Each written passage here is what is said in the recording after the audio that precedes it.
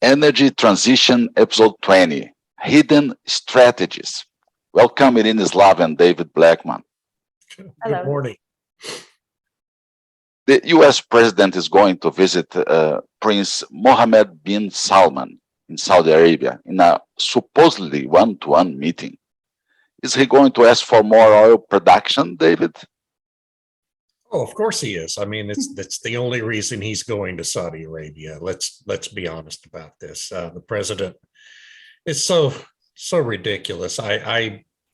This administration's constant mixed messaging where energy is concerned is a real problem. The president spent 2 weeks denying that he was even going to Saudi Arabia, and then he said, well, oh yeah, I'm going to Saudi Arabia, but I'm just going to this big international conference that is being hosted in Riyadh.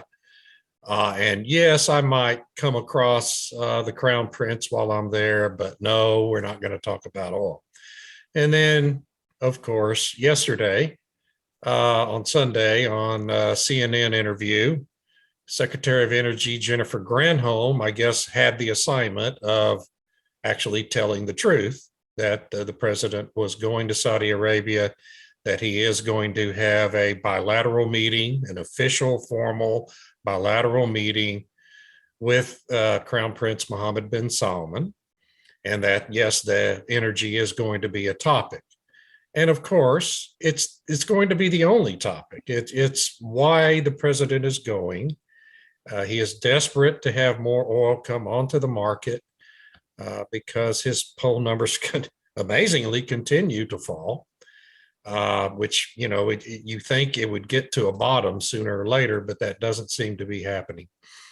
And so he's desperate to have more oil on the market to try to lower gas prices before the November elections so that his political party's candidates don't get wiped out at the ballot box. And that's what this trip is all about, and it's really not about anything else.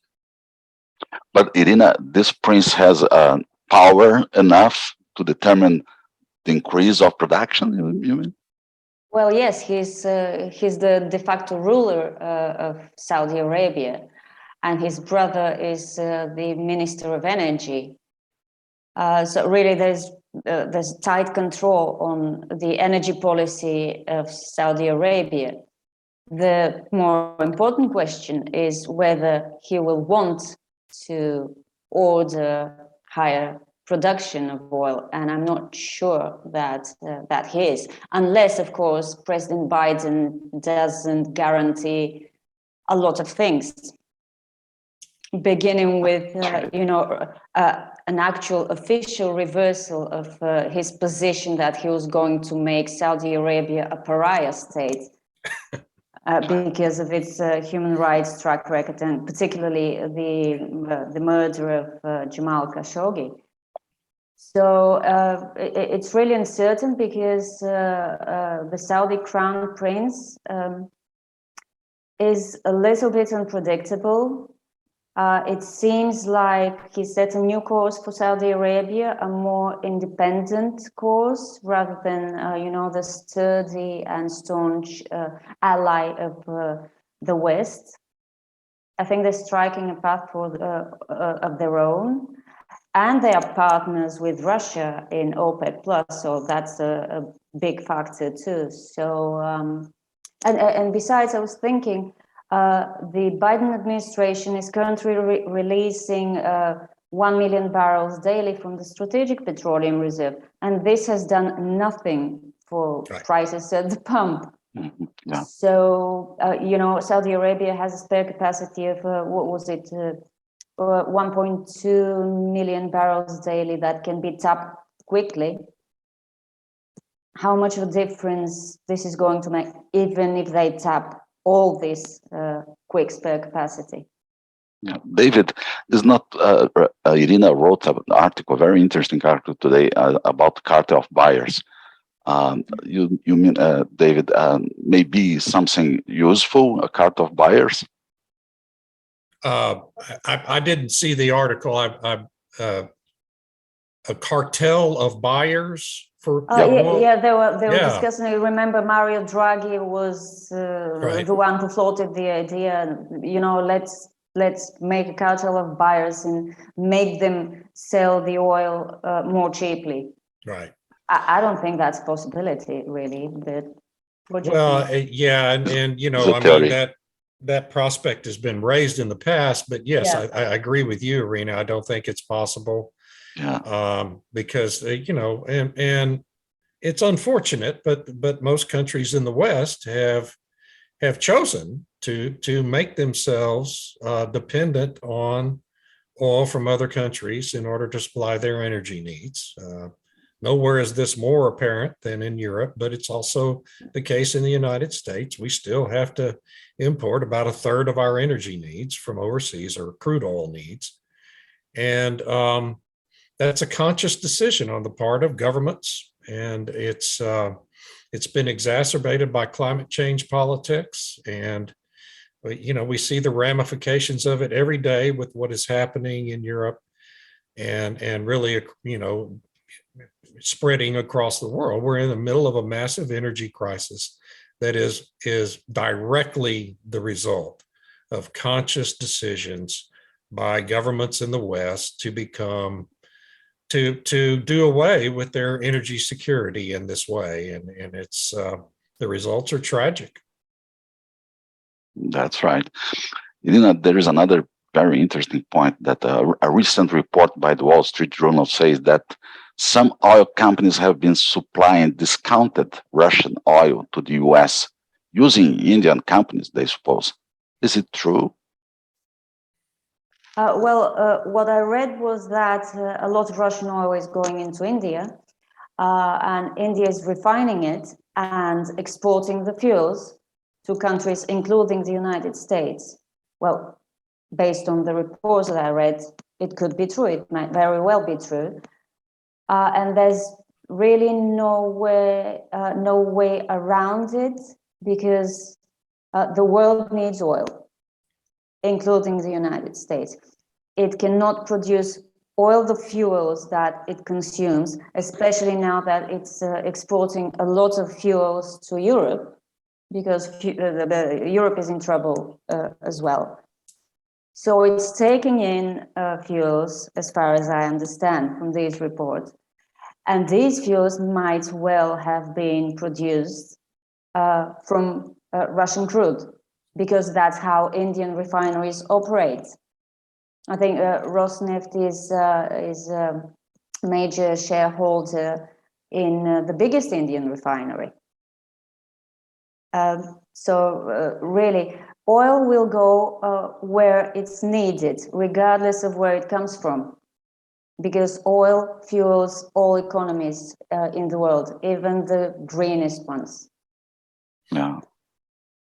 That's Yeah, right, that's David. exactly right. I mean, there's no way to control it, and it's a necessity. It's a human necessity for the maintenance of modern life, and you know, countries are going to obtain it as they can. Yeah. So the conclusion is that we cannot control sellers or buyers in the oil system. They do what they want. Well, that's buyers. I mean, sellers can control buyers. I mean, they can control prices, as OPEC has done in the past more than once. Well, that's right. And if a system can be gamed, players are going to game it. And it's just like if you have in your elections here in the United States and elsewhere, if these voting machines can be hacked, someone is going to hack them. And if voter, ballot counts can be defrauded, someone is going to defraud them. And so there's no way for the United States and Europe with these sanctions to control where Russian oil ultimately flows, because some of the biggest economies in the world, India and China specifically, the Philippines, Indonesia, a lot of these enormous Asian economies are not participating in the sanction regime.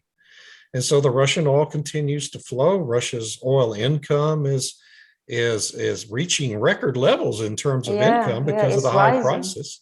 Yeah. And there's no way to control that. And unfortunately, our presidential administration in the United States is incredibly inept diplomatically, as evidenced by the president's trip to Saudi Arabia to plead for more oil. And that relationship has been damaged perhaps irreparably, as Saudi Arabia now sees China as its main trading partner, not the United States. And so is the amount of leverage our president has with Mohammed bin Salman, going back to our first question, is very limited. And it's because Saudi Arabia has all these other enormous economies to supply oil to.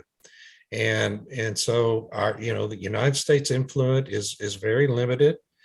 And President Trump actually saw this, understood it, which was why, he took a completely different approach to Saudi Arabia and the Middle East entirely than recent presidents have done, both parties.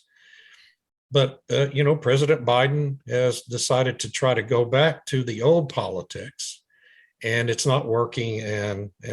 And so, all of this just continues to degenerate into, the oil markets into a bit of chaos as all these trading relationships are renegotiated and revised in light of Russia's invasion of Ukraine and the geopolitical consequences of that. ExxonMobil made some important discoveries in Guianas, very close to Brazil, in north part of Brazil. And it's important for the United States, no, David, because the proximity of two countries. Oh, yes, sure. Although the exports from Guyana currently are mostly going to Europe right now, but as that production grows, and it's already almost 1 million barrels a day, just out of the ExxonMobil's blocks that they're operating, and then of course the prospect play also goes across to Suriname. And it's an enormous potential new resource for the whole world that could, become one of the biggest oil exporting areas of the whole planet in the coming years. So yes, it's the biggest new oil find of the last decade, really. And in Europe, Russia is reducing the transportation to Italy, for instance, and Italy is claiming that so it's not enough in energy for the next winter. Well, what can I say? You can't expect a country to just lie down and take kick after kick, And besides, about Nord Stream 1, it was really interesting how quickly, almost as soon as the news broke that Gazprom is reducing flows along Nord Stream 1 because of a turbine that was supposed to have been repaired in Canada and returned, but it wasn't returned because of fresh Canadian sanctions against Russia. It's really interesting how quickly the German economy minister said the motive is political, dismissing a statement by Siemens Energy, which said that indeed we sent this turbine to be repaired in our factory in Canada. But Canada introduced new sanctions that extend to services provided to Russian companies, so they cannot release the turbine. I mean, the German company said that, and Habeck is claiming that it's political. Of course, there's a political aspect, but the fact is that this turbine is not there. I mean, your own company is saying it, but you're still blaming it on some Russian political whatever. Of course, there's this element, but it's not the only one. They have a really good excuse. We don't have the turbine. We can't send more gas. I mean, really, it's talk about boomerang effect. Understandable. It's just one more example of why I say that we have the wrong class of people making our energy decisions for us. Yes. These politicians, for the most part, have never achieved anything in the real world outside of politics. They have no real understandings of how the markets work and the geopolitical implications of the things they do and say. And here is just, a clear example of that happening. One of many, yes. Yes. Yeah, And we see that's a right. dozen examples every day. Yeah, more They- and more, sadly. They make more confusion than solutions. That's right. That's Absolutely, right. yeah. But hey, it gives us stuff to write about, so we're happy about it. Yeah, you have a wonderful Yeah. sort of things to write about anytime soon. David Blackman and Irina Slav, thank you so much for this nice conversation today. It was great. Thank you. Armando. Thank you. It's a Thank you. delightful Thank way you. to start the week every week. As always, Good. have Bye-bye. a great one. You Bye-bye. too. Bye.